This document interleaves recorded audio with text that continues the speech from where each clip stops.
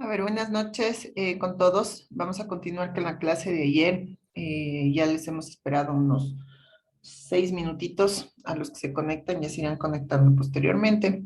Entonces, hasta el día de ayer habíamos visto todo lo que es investigación descriptiva, causal y exploratoria también. Bueno, ahora nos corresponde ver el diseño transversal. Que es el diseño transversal dentro de la investigación descriptiva. A ver, vamos a ver un momento. Ya. Entonces, tenemos un segundo. Vamos a la parte del diseño transversal.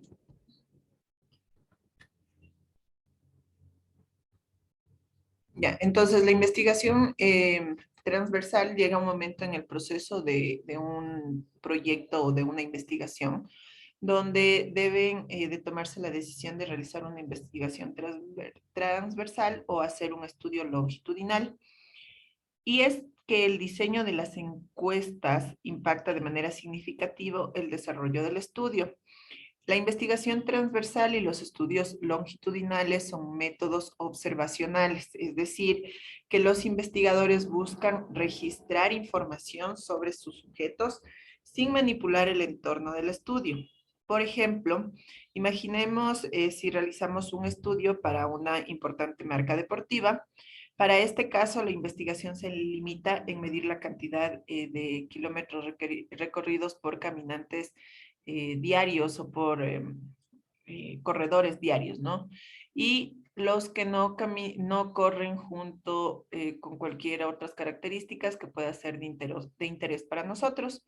Entonces, como el encargado de dirigir la investigación de mercados, no puede influir en quienes van a practicar el deporte de correr, eh, pero para que lo hagan más y tampoco buscarán aconsejar a los corredores que lo hacen a diario para que modifiquen su comportamiento. Entonces, lo que caracteriza a un estudio transversal es que puede comparar diferentes grupos de población en un solo punto en el tiempo. Es como tomar una fotografía. Los hallazgos se extraen de lo que encaja en el marco en el momento justo. Entonces, regresando al ejemplo anterior, podemos dividir la cantidad de kilómetros recorridos y corredores diarios en dos grupos basados en edad, mayores de 40 y menores de 40. Y posteriormente compararlos con los kilómetros recorridos entre los que no caminan en los mismos grupos de edad. Incluso podríamos crear subgrupos de género. Entonces, sin embargo, no tomaríamos en cuenta los kilómetros caminados en el futuro o en el pasado, ya que estos quedarían fuera de marco. Entonces, consideraríamos solo los kilómetros dentro del periodo del tiempo que se determinó para el estudio. Entonces, existen dos tipos de estudios transversales, los simples y los múltiples. ¿Cuáles son los simples? Son conocidos como diseños de la investigación de encuesta por muestreo. Este tipo de investigación se caracteriza por extraer una muestra de encuestados en la población meta y obtener información de ella solamente una vez a lo largo del estudio.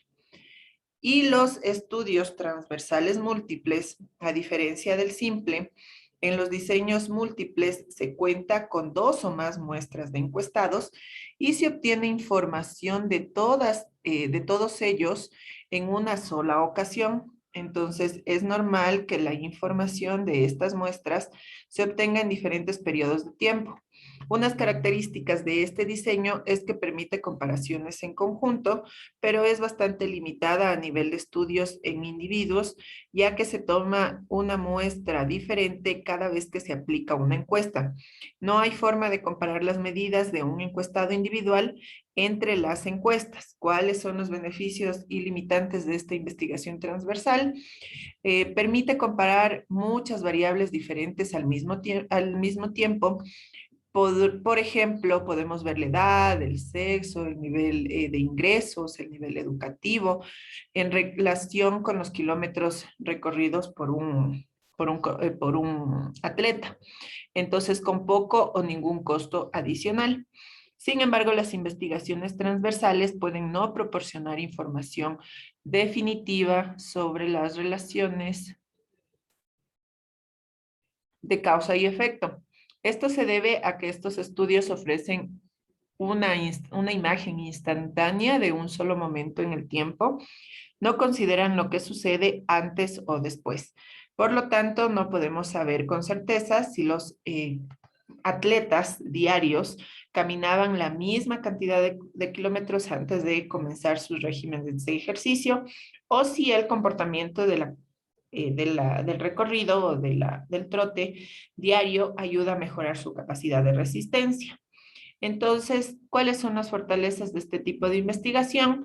Es rápida y fácil de realizar, no tiene periodos largos, ¿no?, de seguimiento. Los datos solo se recopilan una vez. El muestreo es representativo. La capacidad de medir la prevalencia de todos los factores bajo investigación es alta. También el estudio de múltiples resultados y exposiciones lo permite realizar y tiene un buen análisis descriptivo para generar hipótesis. ¿Cuáles son las debilidades de este estudio, de este tipo de investigación? Es que existe detección del cambio, no hay gran cantidad de datos recolectados, su precisión con respecto al tiempo puede resultar baja, no se puede medir la incidencia, las asociaciones identificadas pueden ser difíciles de interpretar, son susceptibles de sesgo debido a la baja respuesta y la clasificación errónea debido al sesgo de recuerdo. Entonces, como podemos ver, la investigación transversal será de gran utilidad si lo que necesitamos es hacer un análisis descriptivo o generar hipótesis para una investigación más exacta. Los estudios transversales son muy útiles al momento de obtener datos rápidos y fáciles de procesar, sin necesidad de invertir grandes periodos de tiempo en el seguimiento de la información. Sin embargo, su limitante con respecto al tiempo representa un desafío al momento de hacer el análisis de datos, ya que enmarca los datos recopilados en un periodo de tiempo específico sin poder hacer comparaciones con situaciones pasadas o futuras. Entonces, aquí viene el análisis de cohortes, que consiste en una serie de encuestas realizadas a intervalos apropiados, donde la cohorte sirve como unidad básica de análisis. Una cohorte es un grupo de encuestados que experimentan el mismo evento dentro del mismo intervalo. Entonces, por ejemplo, una cohorte de nacimiento o de edad es un grupo de personas que nacieron en el mismo periodo, por ejemplo, entre 1951 y 1960. El término análisis cohorte se refiere a cualquier estudio en que se toman medidas de algunas características de uno o más cohortes en dos o más tiempos en el tiempo. Perdón, de más puntos en el tiempo. Es poco probable que alguno de los individuos estudiados en el momento también se encuentre en la muestra de un momento 2 o de un segundo momento.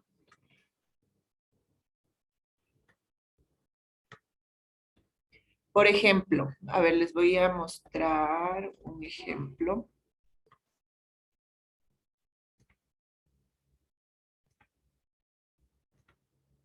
Ya, aquí tenemos una cohorte de estudio de personas que toman aguas saborizadas entre los 15 y 25 años de edad. Este análisis se realizará en un periodo de tiempo de 20 años, realizando la medición cada 5 años. Entonces, la población que mido hoy no va a ser la misma que dentro de 5 años y sus hábitos serán diferentes. Entonces, ¿qué es lo que pasa con este cohorte o con este estudio transversal? Es que no existe el seguimiento, como decíamos, ¿no? Esa es una de las desventajas. Entonces, en el periodo de 15 a 25 años en el 2000, el 25.5 consume aguas saborizadas.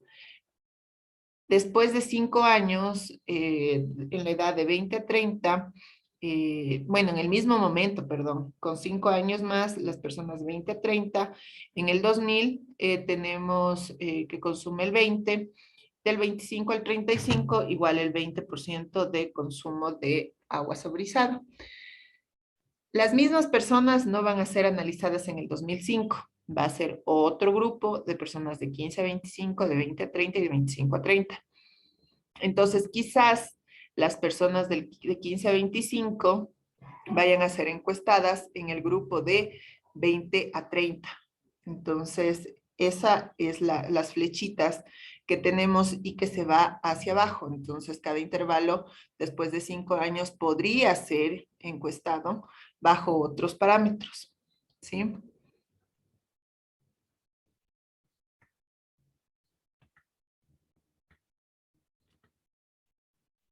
Ahora, los diseños longitudinales.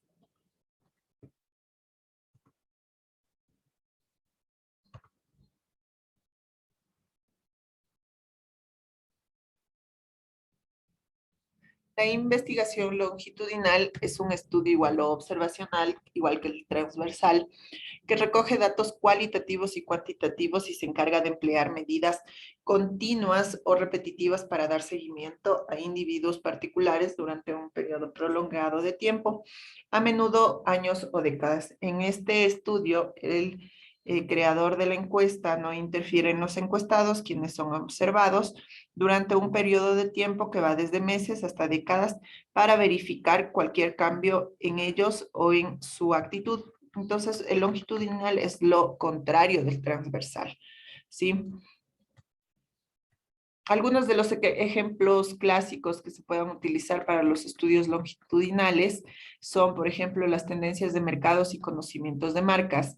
Entonces, para entender una tendencia de mercado y el conocimiento de la marca, la investigación de mercado hace ahí sus trucos y magia. A través de estas, diseña las encuestas a empresas o también a personas u organizaciones donde se encuentran los clientes y quienes van a ser encuestados y se les da el seguimiento durante todo un periodo de tiempo para entender cómo va comportándose referente al consumo de cierto producto o cuáles son las preferencias y se va identificando cuáles van a ser sus cambios constantemente. Entonces, otro de los ejemplos es los comentarios sobre el producto. Entonces, si una empresa o una marca ha lanzado un nuevo producto y quiere saber qué opinan los consumidores, se pueden realizar encuestas de opinión. Los comentarios pueden ser recolectados durante un largo periodo de tiempo. Una vez recopilados los datos, las empresas o marcas pueden poner en práctica esta información. La satisfacción del cliente, la encuesta de satisfacción del cliente ayuda a que la organización conozca el nivel de satisfacción de sus clientes durante el tiempo que deseen. Este estudio también puede durar varios años. Otro de los ejemplos es el compromiso de los empleados, que en una organización la gestión es el compromiso de los empleados, en el compromiso de los empleados en el lugar del trabajo, que es lo más importante. Entonces se trata de un estudio continuo en el que se lleva a cabo una encuesta para comprender el nivel de compromiso que recogen los comentarios apropiados y se actúa en consecuencia. ¿Cómo realizar una investigación longitudinal? Esta es útil no solo en el campo de la ciencia o de la medicina, sino también en varios ámbitos, como habíamos visto el día de ayer. Hay muchas razones por las que un investigador podría querer realizar un estudio longitudinal. Una de las más importantes es que dan una visión única de que muchos otros tipos de investigación fracasan. Entonces, existen tres tipos principales de estudios longitudinales. Está el panel de estudio. El panel de estudio es un tipo particular de investigación longitudinal en el que hay una muestra de personas de una población mayor y se lleva a cabo en intervalos específicos durante el periodo de tiempo más largo. Una de las características más importantes del estudio de panel es que los datos se recolectan repetidamente de la misma muestra en un momento diferente. La mayoría de los estudios de panel están diseñados para el análisis cuantitativo, sin embargo, también pueden ser utilizados con facilidad para la recolección y análisis de los datos cualitativos. Otro de los tipos de estudios longitudinales es el estudio también de cohorte, como habíamos visto en el transversal. Entonces, Se utiliza más en el campo de la medicina. El estudio retrospectivo, que hace uso de datos existentes debido a que un tipo similar de investigación se llevó a cabo anteriormente. Al realizar un estudio retrospectivo, el investigador utiliza una base de datos administrativa que ya existe, registros médicos preexistentes, perdón, y una entrevista personal. ¿Cuáles son las ventajas de la investigación longitudinal? La investigación longitudinal se utiliza excepcionalmente debido a su capacidad para identificar y relacionarse con los eventos. Mediante la realización de este tipo de estudios, se conoce la cronología de los acontecimientos, especialmente en el campo de la medicina. Dado que el estudio longitudinal se lleva a cabo durante un largo periodo de tiempo, ayuda a identificar y establecer una secuencia particular de eventos. ¿Cuáles son las desventajas de estos estudios? Es que debido a que este estudio puede durar un periodo de tiempo muy largo, la cantidad de dinero que se necesita para llevar a cabo es también bastante alta.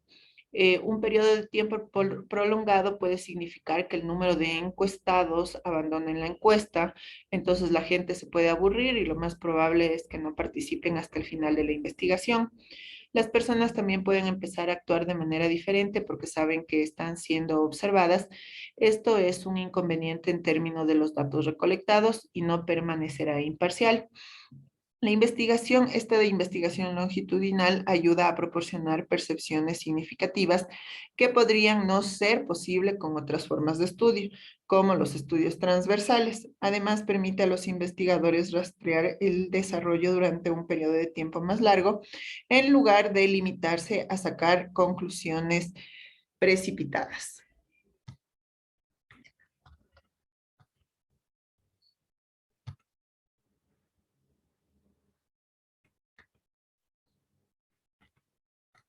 Listo, entonces con eso hemos revisado y hemos visto de manera rápida todo el diseño de la investigación de mercados. Ahora vamos a revisar igual. eh, ¿Dónde está? Creo que es esta. Denme un rato. Pues no.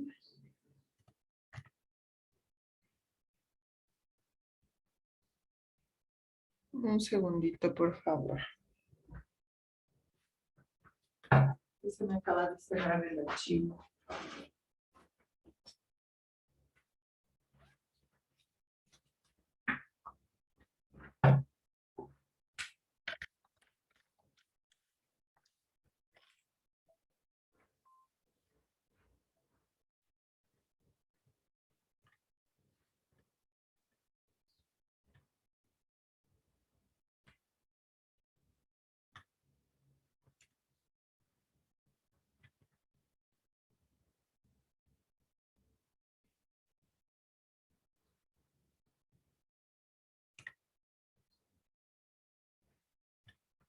Ya, entonces el próximo tema que vamos a ver es la metodología y diseño muestral. Entonces, el siguiente paso dentro de la investigación de mercados, una vez que ya hemos diseñado, hemos seleccionado el tipo de investigación. Ay, perdón.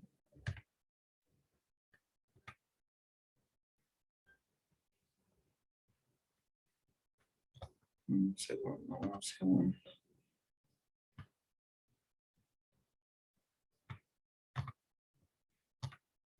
Ya, esto sí.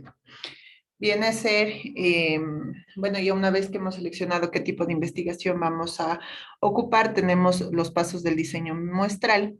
Entonces aquí consiste en definir y calcular los valores de la población, muestra, unidad de estudio, sean estos individuos, variables, tamaños de muestra y tipo de muestreo del problema o experimento.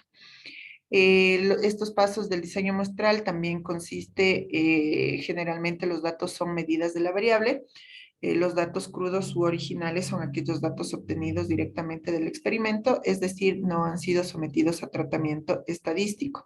El propósito de la investigación es poder formular generalizaciones basadas en un conjunto de observaciones que se extrae del estudio. Entonces, en esta metodología vamos a ver conceptos como la población, la muestra, individuo, variables, tamaño de muestra, tipos de muestreos. Entonces, ¿qué es la población? Viene a ser el conjunto de todos los individuos, personas, objetos, animales, que porten información sobre el fenómeno que se estudia. Vamos a ver aquí más gráficamente, ¿sí? Entonces, la población viene a ser todo el conjunto de los individuos que tienen información sobre el fenómeno que se estudia, y la población la define el objetivo o propósito central del estudio y no estrictamente su ubicación, límites geográficos o también otras características particulares alrededor de ellas.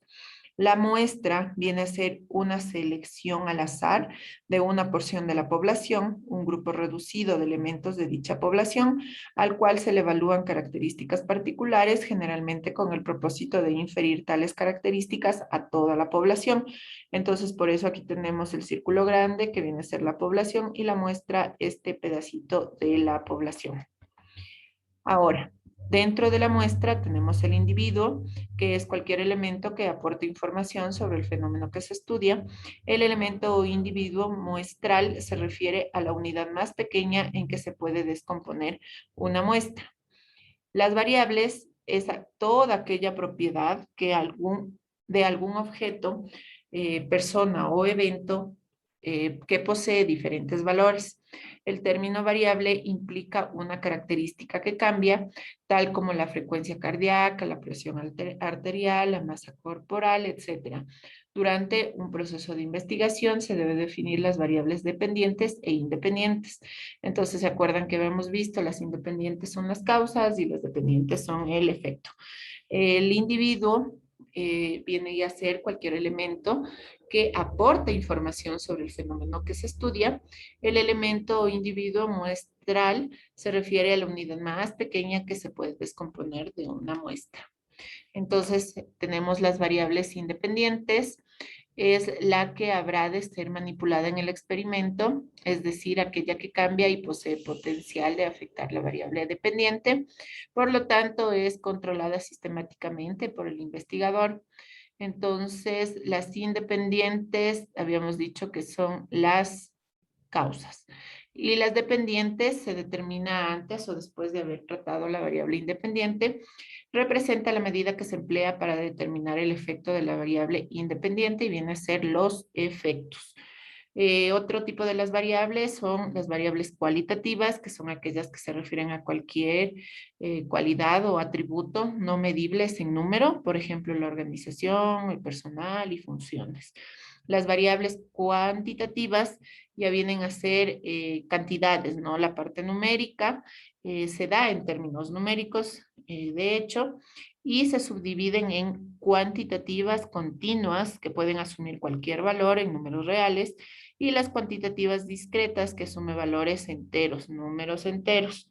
Entonces, desde este punto de vista, los números reales, si es que vamos a hacer un muestreo de personas, entonces seguramente vamos a decir que nuestra muestra es 1000 personas, no 1000.5, porque no podemos partirle a una persona. Entonces aquí se utilizan las variables cuantitativas discretas.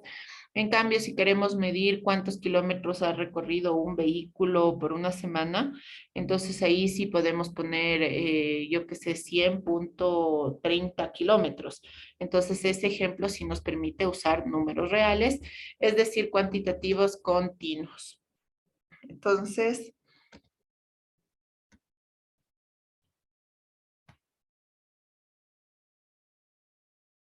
vamos a estudiar las fórmulas, bueno, más bien primero, antes de continuar con esto, vamos a ver los tipos de muestreos. Entonces, para determinar una muestra, lo que hacemos es tomar de la población, usando técnicas estadísticas, un pedazo de esta población, y esto se llama muestra. Y esta muestra se calcula por diferentes tipos de de clasificaciones, ¿no? Entonces existen primero dos tipos de muestreo, el aleatorio probabilístico y el muestreo por conveniencia. En el muestreo aleatorio, todos los elementos tienen la misma probabilidad de ser elegidos. Los individuos que formarán parte de la muestra se elegirán al azar mediante números aleatorios, por tablas o por ordenador. El muestreo aleatorio probabilístico puede realizarse de distintas maneras. Las más frecuentes son el muestreo simple, el sistemático, el estratificado y el por conglomerados. El muestreo sistemático se utiliza cuando el universo o población es de gran tamaño o ha de extenderse en el tiempo. En este caso se elige el primer individuo al azar y el resto viene condicionado por aquel. Luego hay que calcular una constante que se denomina coeficiente de elevación, que es K igual a N mayúscula, que es el tamaño de la población, dividido para N minúscula, que es el tamaño de la muestra. Para determinar esta primera unidad muestral, se debe producir la primera extracción. Para ello, hay que elegir al azar un número entre 1 y k. De ahí en adelante, tomar una de cada k intervalos regulares. Ocasionalmente, es conveniente tener en cuenta la periodicidad del fenómeno. Entonces, vamos a ver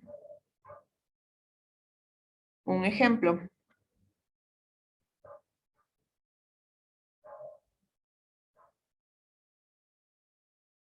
Por ejemplo, aquí tenemos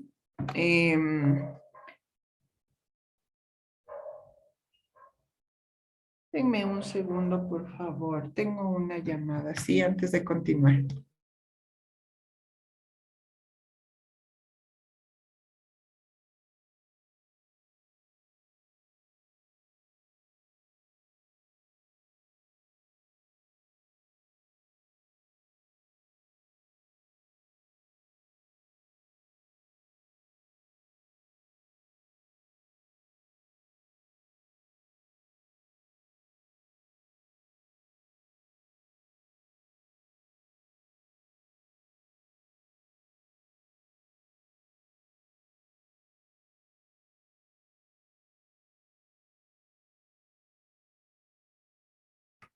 Mil disculpas. Entonces, para continuar con el ejemplo, tenemos una población de 250 ovejas, donde el cálculo del muestreo aleatorio simple nos dice que la muestra es de 61 ovejas. Luego ya vamos a calcular, vamos a ver el análisis de las muestras y cómo se comporta la fórmula, ¿sí? Entonces, para entender los tipos de muestreo, solo vamos a identificar que la población es de 250 ovejas y la muestra es de 61 ovejas. Entonces, en el aleatorio simple, tenemos la población, como hemos dicho, 250 y 61 ovejas. Entonces, a cada oveja se le asignará un número del 1 al 250. Luego se seleccionará al azar 61 ovejas entre la oveja número 1 y la oveja número 250, utilizando una tabla de números aleatorios a una función, a un programa estadístico que pueda generar aleatorios. Entonces, el primer tipo, el del aleatorio simple, es de las 250, selecciono al azar 61. El que habíamos visto, el aleatorio sistemático, utiliza, es igual, aleatorio, pero de una manera más organizada. Entonces, primero se calcula el valor K, que era N mayúscula dividido para N minúscula. Entonces, si N mayúscula es la población, es 250, y si N es la muestra, es 61. Entonces, es 250 dividido para 61, es 4.10. La aproximamos a 4 porque este es una variable continua. Entonces, ¿dónde debemos usar números enteros? No podemos dividir en 0.10 a una oveja. Entonces, a cada oveja se le asignará un número del 1 al 250. Luego elegimos la primera muestra con el valor de K, que es igual a 4. Entonces elegimos de forma aleatoria el número entre 1 y 4 y supongamos que el resultado que resultó el número 3. Entonces, entre el 1 y el 4 tiene que ser el número 3 el seleccionado. Entonces, el primer intervalo va a ser el 1 y el 4, el número 3 el intervalo. El siguiente intervalo va a ser el 5 al 8, el 1, 2, 3, este es el seleccionado. El siguiente va a ser del 9 al 12, el tercer número en este intervalo es el seleccionado. Y de esa manera se va armando hasta recolectar 61 ovejas.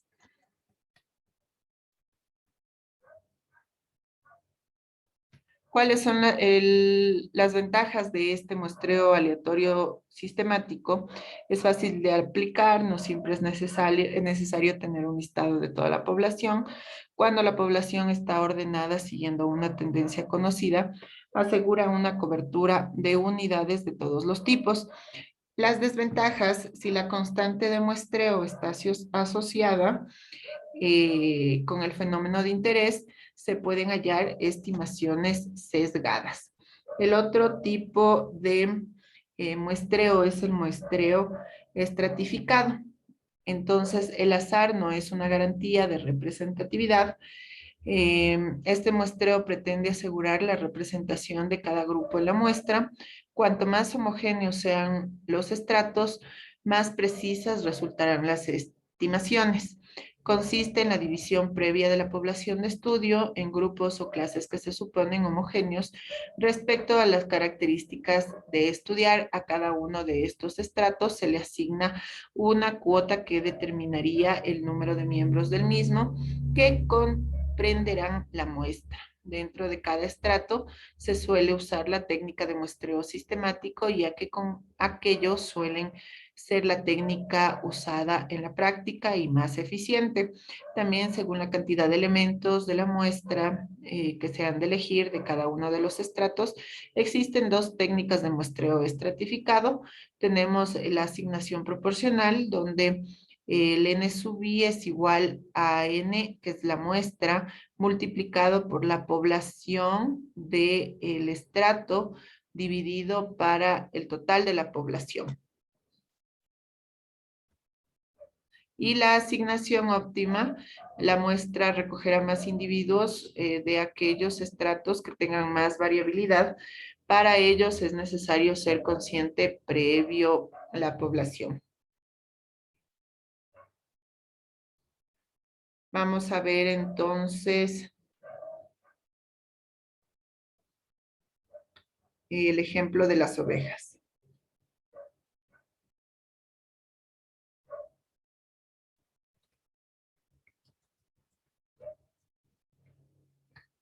Entonces, aquí tenemos que ya cambia, ¿no? Y aquí vamos a identificar que tenemos estratos. Entonces, la probabilidad de que una oveja esté enferma, por ejemplo, está directamente relacionada con edad.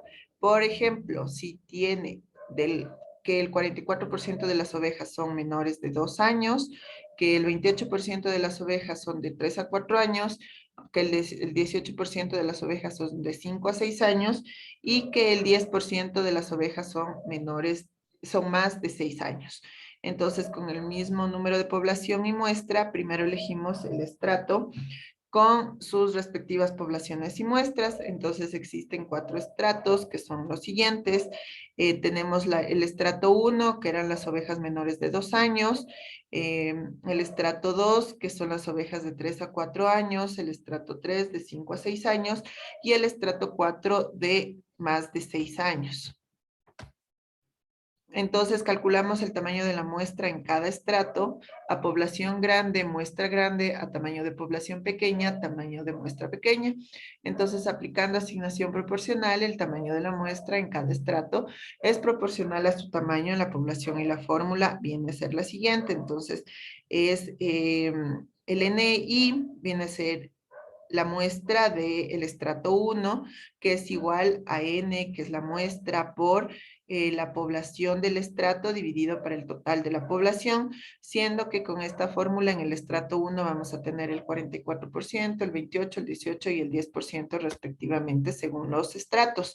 Entonces, de 250 al 44% son 26, no, perdón, de 61, que era la muestra, el 44% es 26.84, transformamos a número entero 27, entonces ese dentro del estrato 1 vamos a tomar 27 ovejas, el estrato 2 17 ovejas, el 3 11 ovejas y el estrato 4 6 ovejas. Entonces sumamos todo y nos va a dar el total de 61. Entonces aquí, ¿qué es lo que hace? Divide por estratos, por grupitos de edad, como era el ejemplo, y de cada uno va tomando según la muestra del estrato que se ha calculado. ¿Cuáles son las ventajas? Tiende a asegurar que la muestra represente adecuadamente a la población en función de unas variables seleccionadas. Se obtiene estimaciones más precisas. Las desventajas se ha de conocer la distribución en la población de las variables utilizadas para la estratificación y los análisis son complicados. En muchos casos la muestra tiene que ponderarse o asignar pesos a cada elemento. Los conglomerados se caracteriza, el muestreo por conglomerado se caracteriza porque la variación en cada grupo es menor que la variación entre grupos. La necesidad de listados de las unidades de una etapa se limita a aquellas unidades de muestreo seleccionadas en la etapa anterior. Entonces, es más o menos como el estratificado, pero aquí es usado en zonas geográficas.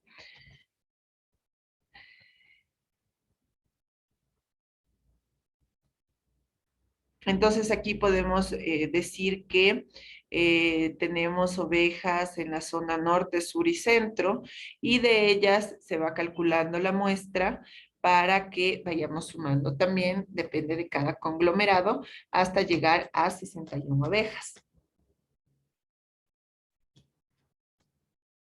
¿Cuáles son las ventajas de este muestreo por conglomerados? Es muy eficiente cuando la población es muy grande y dispersa, reduce costos, no es preciso tener un listado de toda la población sobre las unidades primarias de muestreo, y como desventajas, el error estándar es mayor que el muestreo aleatorio simple o estratificado, y el cálculo del error estándar es complejo. Entonces, hasta ahí vamos a quedar con los tipos de muestreo. La próxima clase vamos a ver cómo identificar todas las variables de la fórmula de muestreo aleatorio que se la ocupa. Y vamos a ver las variables, cómo calcular la Z, el nivel de confianza y la parte final de investigación de mercados que está programada a manera de ensayo, así que por favor traigan preguntas. Y la última clase, como les había dicho, vamos a ver un poco de ya preguntas específicas, ¿no?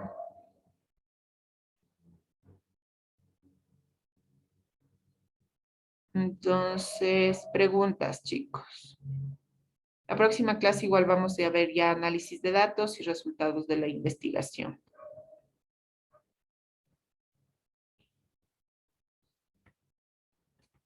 Tenemos preguntas.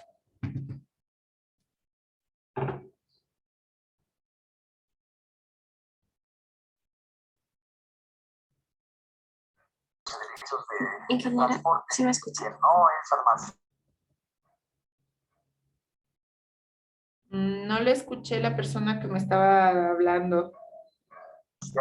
Ya, solo quería saber si es que iba a estar la clase. Lo que pasa es que programaron mal las clases. Yo ahorita estoy también conectada a la otra clase de economía en el transporte.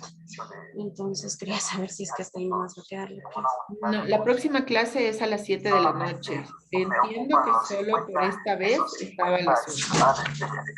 Ya. Listo, genial. Entonces yo me desconecto. Mil disculpas. Sí, prácticamente ya hemos terminado la clase, si es que no hay preguntas. Sí, muy gentil.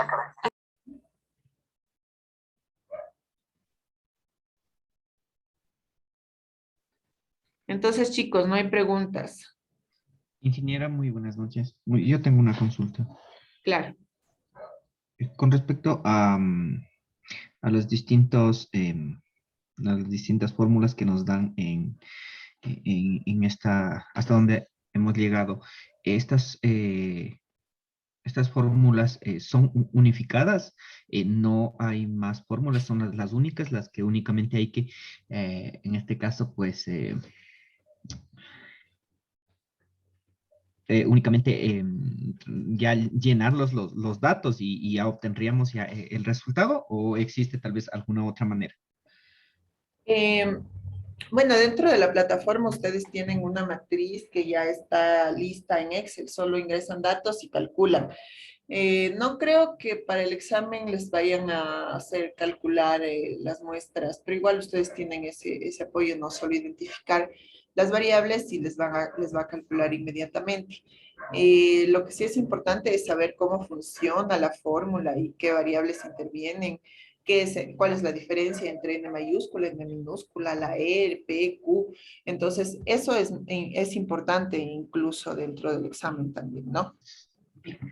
Justamente por eso le pregunto, Inge, porque sí me interesa tener en claro si es que estas fórmulas son únicas o de pronto tal vez existe alguna otro tipo de fórmula. Bueno, imagino que todo depende también del tipo de- del tipo de cálculo y de lo que se esté buscando de acuerdo a las variables, ¿verdad? Sí, o sea, no va a haber mayor complejidad más de lo que está identificado en la plataforma, que es muestreo aleatorio simple y la fórmula que consta ahí. Muchas gracias, Inge.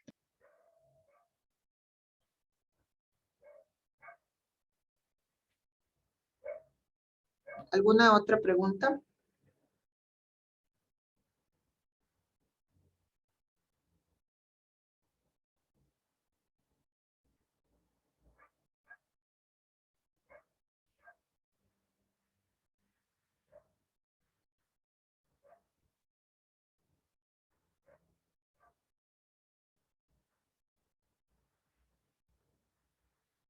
Listo, entonces si no tenemos preguntas, chicos, quedamos ahí. Nos vemos la próxima semana.